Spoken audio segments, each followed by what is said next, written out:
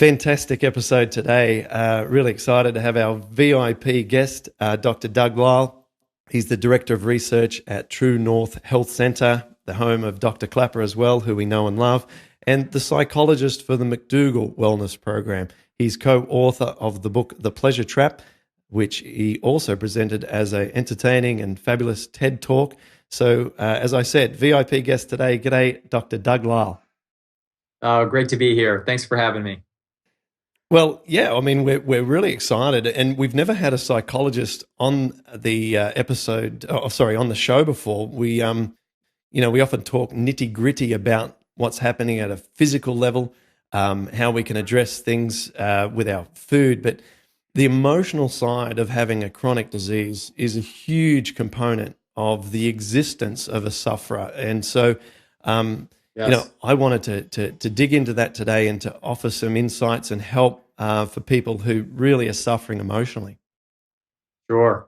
So let me, before we get into that heavy stuff, let me ask you a really social question. As a psychologist, how often do you go to a party and when you introduce yourself as a psychologist and someone says, "Oh, don't talk to me. You're gonna know that I'm a crazy immediately." Yeah, not much because I don't go to a lot of parties. Right. So there you go. Right. I'm safe from that. Right.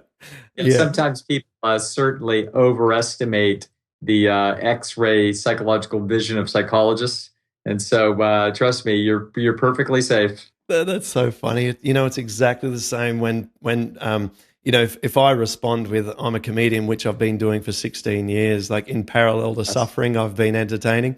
And so when I'm at a party, like you rarely these days, and someone says, "What do you do?" I say, "I do stand-up comedy."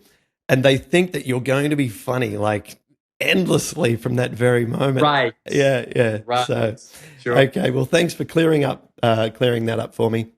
So let me tell you, in case you don't know too much about my background, in 20 seconds, I had absolutely severe crippling rheumatoid, could barely walk. My wife was helping me to the bathroom.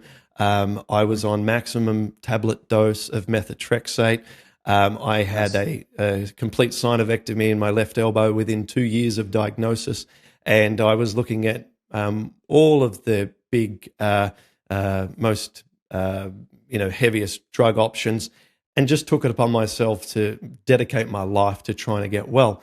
But boy, the frustration and the anger, the emotional states that I went through, I have more than a dozen occasions thought during those difficult times, is it all even worth it? Like I got to some really dark places. And in preparation for our discussion, I wrote down frustration and anger as the two things that emotionally dominated my mind. And I'm wondering if you could comment on, how detrimental these are and ways that we might be able to alleviate some of that when we're in that kind of emotional state. Yeah, it probably helps to understand what those emotions are and why they work the way they work.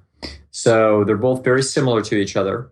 They're not quite the same. They are very close cousins.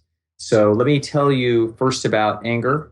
And what anger is the following: that anger is an emotion that is well, first of all emotions are designed as signals.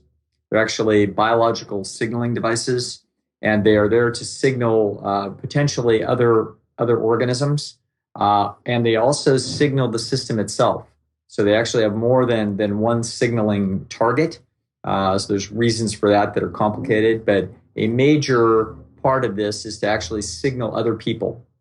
You also might signal your cat. If your cat is in the way and you're coming down the hallway with a big box, you signal with your voice tone that you are angry, and that will scare the cat and get the cat out of the way.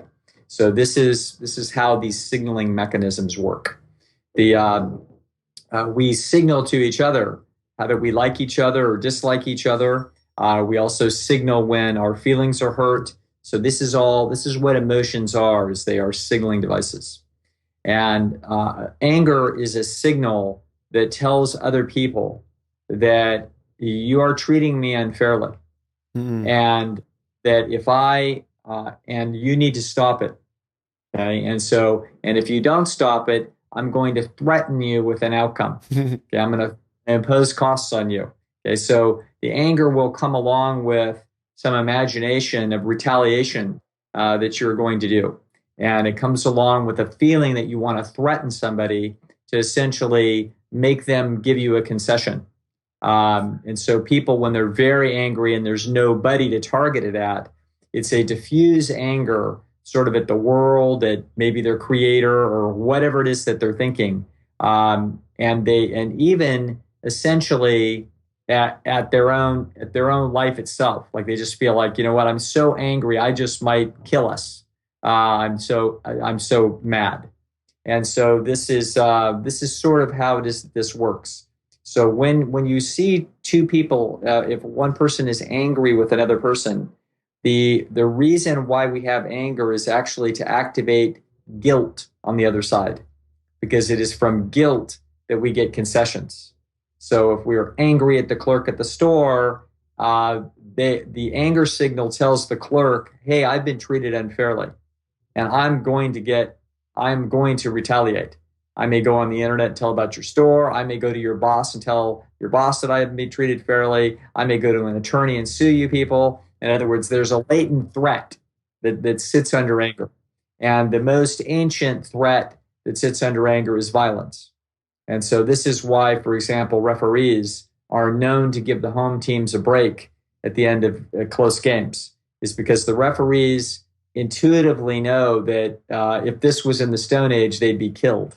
And so out of literally a Stone Age sense of survival, they lean to the home team about 64% of the time when the calls are close. So it goes about 64-36. This is really good science on this across all different sports. We're trying to get rid of this now with instant replay.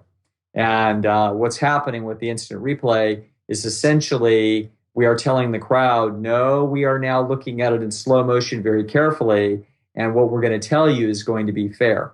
See? And as a result of this essentially gets the referee out of the middle of this mess and diffuses the anger of the crowd. And therefore, we can actually have the games more fair. So, but before we had this, very strong home team advantage in close games because of this issue. So anger is a threat. And the other side of that threat is it's meant to engender guilt. So it's meant to have the other person feel guilty. And when you feel guilty, you basically feel like, ooh, I've treated you unfairly. I need to do something extra for you. So if you're a patient and you are really hurting and the doctor hasn't helped you, you are angry in order to cause guilt in the doctor in order to get concessions, i.e. pull the other magic out of your hat, the stuff that's really expensive that you only get from Eastern China, from the shaman, like whatever it is, you give me whatever it is that you have that's going to work, because by God, you owe it to me because the other thing didn't work. And so that's actually what the anger mechanism is doing. And unfortunately, in this case, it's not going to help us much.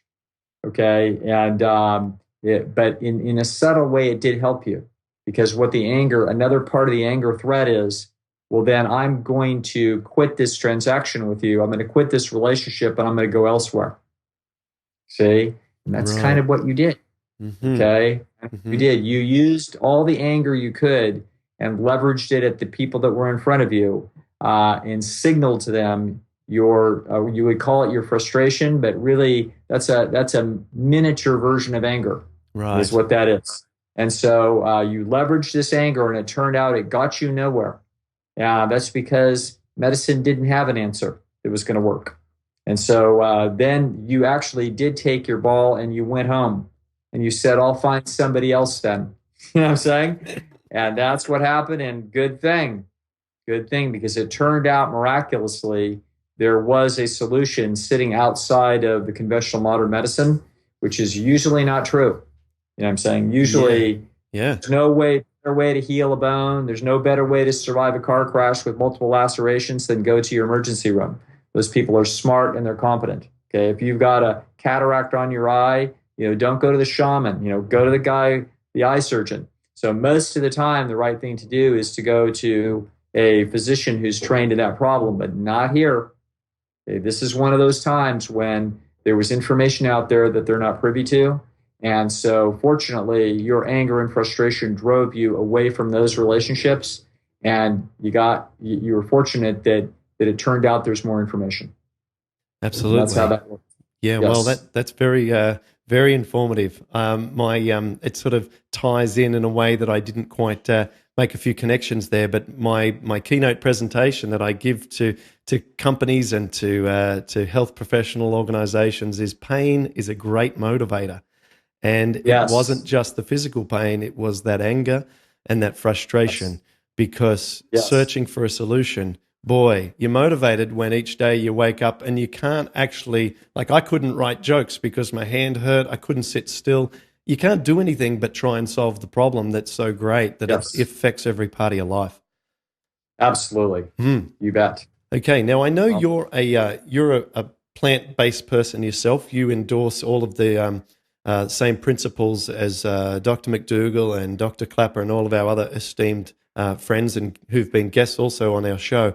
Do you think that there are different emotional states between people who follow a plant-based diet than those who consume a lot of animal products?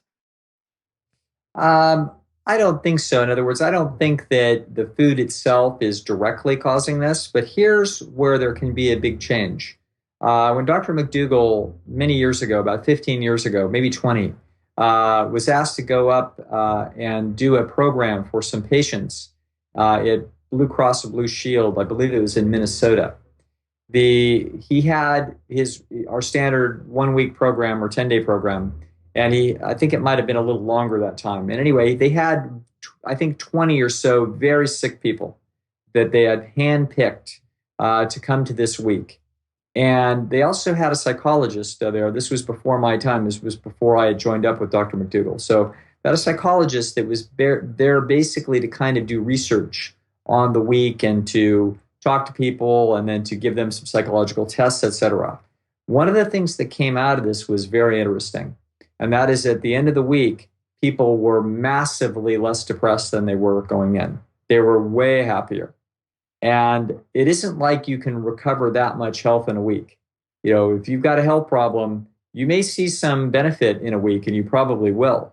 But you might not see, it's only the first step. So if you're 150 pounds overweight, you might lose 2 or 3 pounds.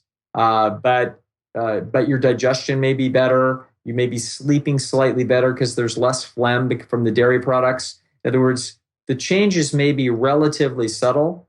But the important thing was, along with the message from Dr. McDougall, who's a great communicator about the power of this, what happens is that people's self-confidence that there's a solution went way higher. So they came in basically feeling defeated, like they're a long-term type 2 diabetic. There's no feeling in their feet. They're going to be in a wheelchair. They're going to lose their eyesight. In other words, basically they feel like they're in a cul-de-sac and there's no way out. Whereas after this, McDougall essentially shows you, here's the stepping stones. And I have a great deal of confidence that you're going to get a lot better. And when they could see that they were getting better and 20 other people around them were also having similar moves in the right direction, suddenly the self-confidence that there is a solution goes way up. Okay, so if you can think of yourself in prison, that if it turns out that you're in some camp and there's a big 10-foot electrified fence around it and guards and everything, but then you see that there's a way to dig out. Turns out that there's this is like Shawshank, all right? Yeah, Shawshank Redemption. It's one of my favorite films. Yeah, do that. So you can imagine what it feels like when he starts to chisel at the wall and the wall is not solid, and suddenly he realizes, wait a minute, there's a way out. And as soon as you start to feel like there's a way out, this changes everything in your mind. Your mind is a web or a network of cost-benefit analysis about life and about what choices to make and whether life's worth it and how worth it is and what you're going to do and what all the decisions that you're going to do, et cetera. And if a major inference that sits in your mind is that, you know what? I think that this pain is only going to get worse and my disability is only going to get worse. And I've seen my best days on earth and it's agony. Well, then it is a rational inference to say, how do I start thinking about how I'm going to check out? Yep. What's going to be the impact on my family? How would I pull this off? Could I do it and still cash an insurance policy so my wife and kids, this is the place the mind is going to go. As soon as you find that somebody says, guess what? All the intelligence and A+ students that wound up in modern medicine and wound up being the doctor that treated you for RA, turned out they missed a huge chapter in the book of life. There's something they didn't know, and it's big. And it turns out that if you do what I tell you to do, you will start feeling better. And I'm not sure how soon, but it could be very soon. Well, it's not uncommon at the McDougall program for people to come in acute pain with their hands clenched up and in trouble. And within 3 or 4 days, the pain is down 50%, 80%, et cetera. All it takes is for it to go down noticeably. It might be 20%. And suddenly our understanding about life's entire matrix changes. And now all the tentacles go out to your whole mind about your whole future and what it all means and what potential hope there is in your life for the future. And suddenly you are in a whole new ballgame. And this is that is the tremendous value of having an answer of any kind. And so I have to tell you, as a psychologist, chronic pain is the most difficult thing that I ever deal with. And if I have a person that's in chronic pain and we cannot solve it by superior diet and fasting, I'm in trouble. I've only had a few, you know what I'm saying? And that is a very tough position to be in as an individual and as their psychologist, because there's only so much you can do. But I'll tell you what, for rheumatoid arthritis and a lot of these other autoimmune conditions, ulcerative colitis, a lot of these things are highly related. It turns out there's a great deal you can do. And sometimes, I will say this, and Dr. Clapper probably would say this in his own way, and he might not say it quite the way I would say it. And that sometimes the difference for substantial success in some of these really touchy autoimmune conditions, sometimes the difference of success is the difference between 97% compliance and 100% compliance. So true. True. And so this is, so nature essentially may tell us, look, if you do this and you do it brilliantly, we're going to give you a reprieve. And that reprieve may be complete, or it may be 75%. But we're going to give you a very substantial different life to look at. But if you fiddle around with it, sorry. And there's no bargaining with this. Mm-hmm. And it's totally not fair. Mm-hmm. Okay? But if you can win the game despite the fact that it's unfair, that's all we care about. Absolutely. Boy, that was some sensational stuff there. I've written 2 things down that I want to sort of comment back on. First of all, you mentioned the word hope in that in those paragraphs, and you're 100% right, because one thing that the feedback that I get several times each day from new clients who are following my program, which is a variation of what Dr. McDougall does. We have a different elimination phase, and I it's all tailored specifically for RA.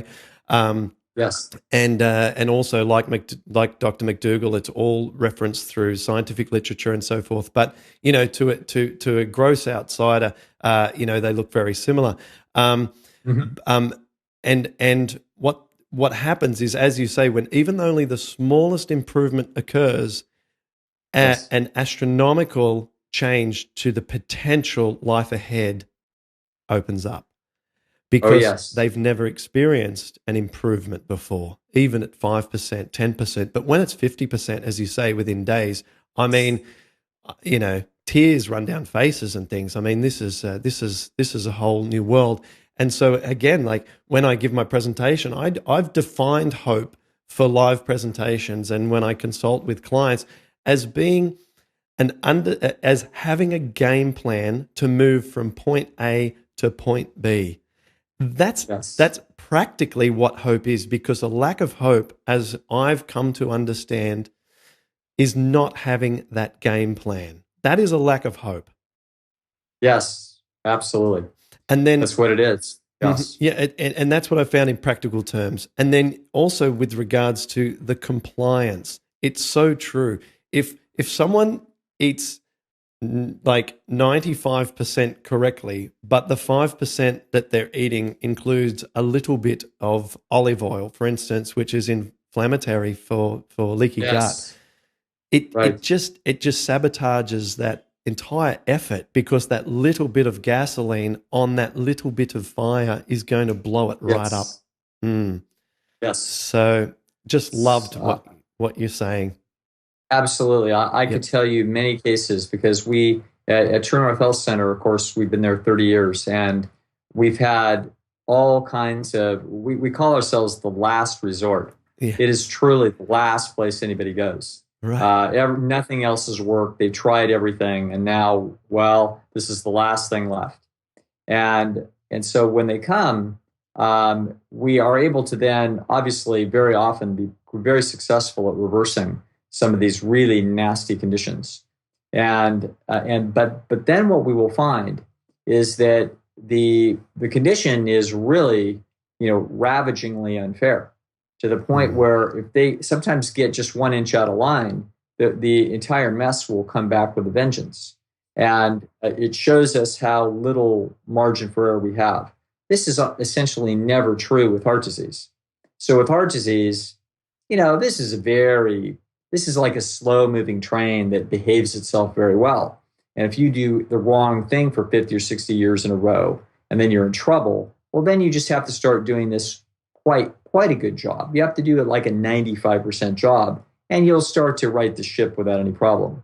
But autoimmune diseases don't tend to be this way. They tend to be unbelievably touchy. And I can remember a woman that came in about 20 years ago with ulcerative colitis, and had been miserable for 15 or 20 years, just a horrendous situation. And she did a water fast, which is often a very useful thing to sort of begin. And then we very carefully refed her, and she was out of pain with normal bowel function for the first time since she was a child. And she was obviously unbelievably relieved.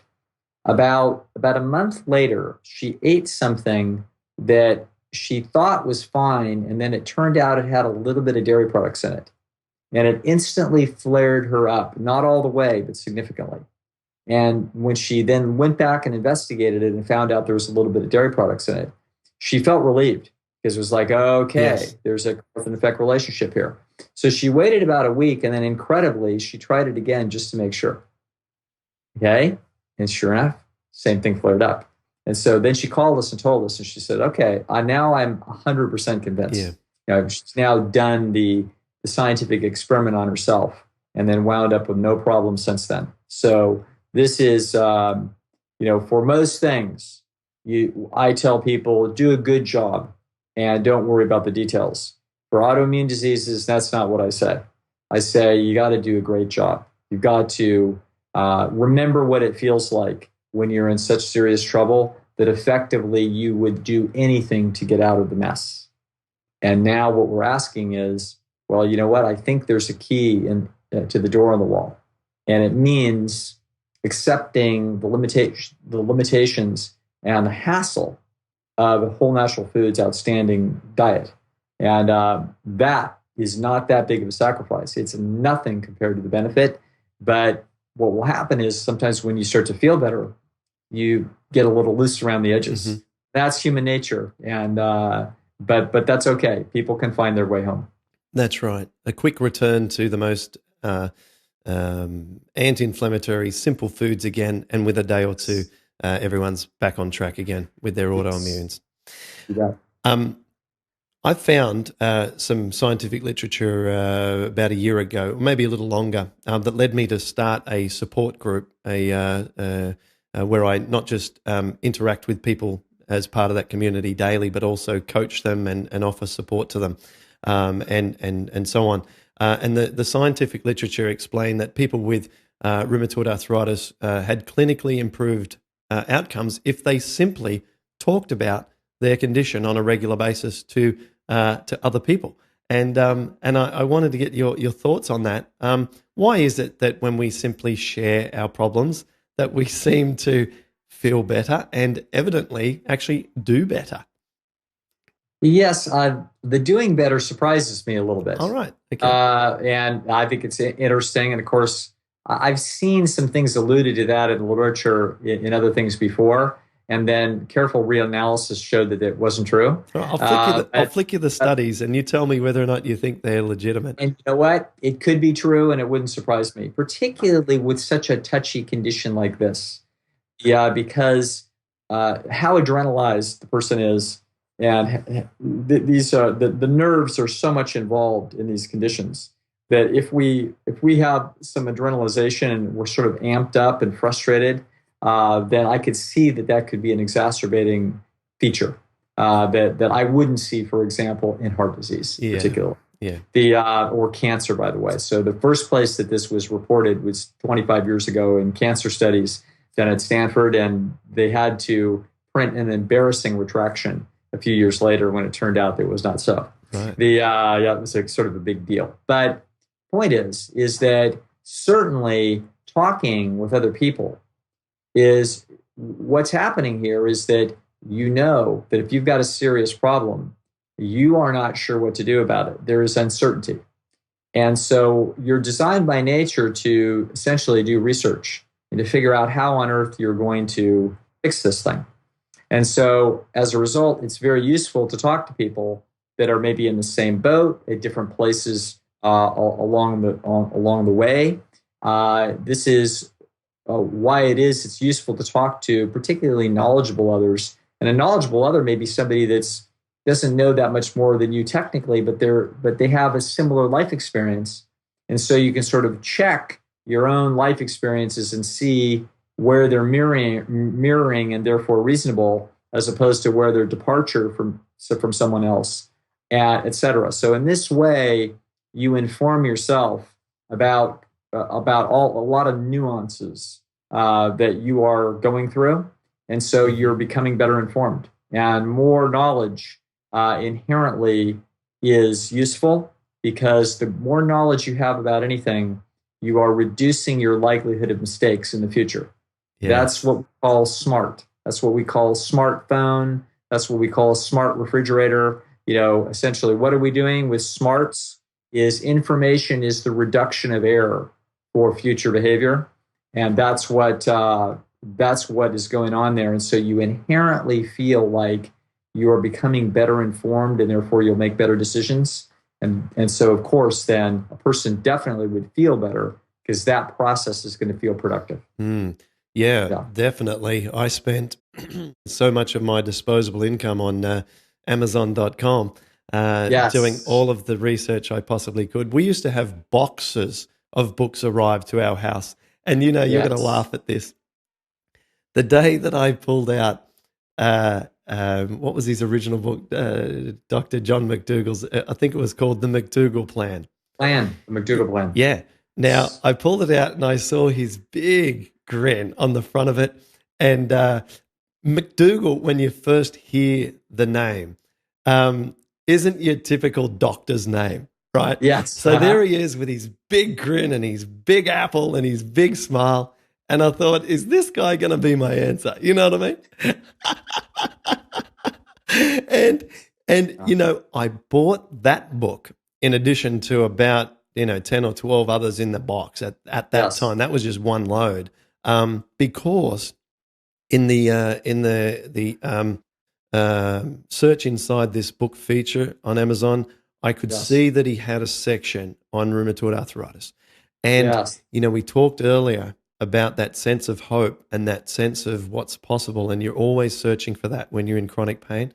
And I read that he, with conviction, across about, it was only about half a page in that book, or maybe a page, that he had successfully reversed rheumatoid arthritis patients. And he was the only doctor who just laid it on the line and said, you can do this. You can do this. And I thought, you know what? I'm going to buy all of his work. I'm going to go on his website. And that's when I, McDougalized into, and, it was massive. But the educational process for us was profound. I have said before, I believe I've done far more research in rheumatoid arthritis than what I ever did in my 4-year honors degree in laser physics.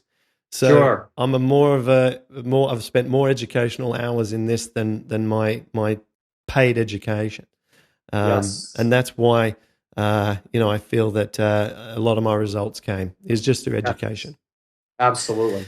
You've been generous with your time. I just want to ask you for some final thoughts or takeaways. Let's say you're sitting next to someone on a plane right now and you're about to step off the plane, never see them again, and they turn to you and they say, Dr. Lisle, I've got rheumatoid arthritis. Is there anything you could tell me as some parting words? Any sort of little takeaways or things that you would really want them to know? Yes, I would tell them, look up Dr. John McDougall, and I would tell them, I'm not kidding. This will work. Okay, this will work. And so you have now that I hear about you, actually, I would let them know about you for the following reason, and that is that Dr. McDougall cannot be a fine-tuned expert on 150 conditions. So it sounds like you have drilled down through a bunch of subtle details here, and your map of what the roadmap is probably more refined than his, it sounds like. That is fantastic.